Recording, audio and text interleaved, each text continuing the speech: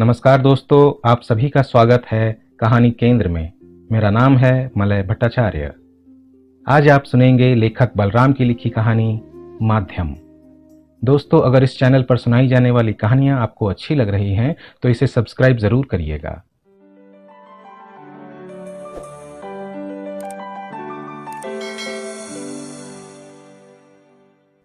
दिनुआ के पास कुल जमा 10 बिस्वा जमीन थी। चौधरी का ट्यूबवेल लगा और उसके खेत को भी पानी मिला तो 10 बिस्वा जमीन ही उसका पेट भरने लगी। फाके के दिन खत्म हो गए। अब उसे दूसरों की मजदूरी करके पेट भरने के लिए मजबूर नहीं होना पड़ता। अपने खेत की निराई के कारण एक दिन उसने चौधरी के काम पर जाने से मना कर दिया तो चौधरी रूठ गए। चौधरी रूठे तो मानो दिनुआ के भगवान रूठ गए। उस पर मुसीबतों का पहाड़ टूट पड़ा।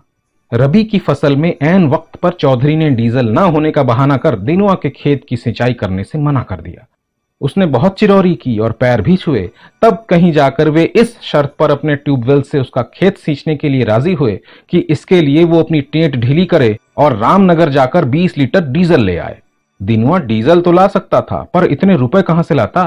10-5 रुपए की बात होती तो घर में इधर उधर देखता भी, पर सवाल 20 लीटर डीजल के पैसों का था। बड़ी उम्मीद लेकर वो सचान बाबू के पास गया, जो उसे वक्त जरूरत पैसा दे दिया करते थे। लेकिन आशा के विपरीत सचान बाबू बोले, तुमने चौधरी साहब के खेत में काम करने से इनकार किया और अब जब उन्होंने तुम्हारा खेत सींचने से मना कर दिया तो तुम्हें रुपए देकर उनसे दुश्मनी मोल नहीं ले सकता। तुम ही सोचो, इतने बड़े आदमी के पास इतने रुपए भी नहीं होंगे कि डीजल मंगा सकें।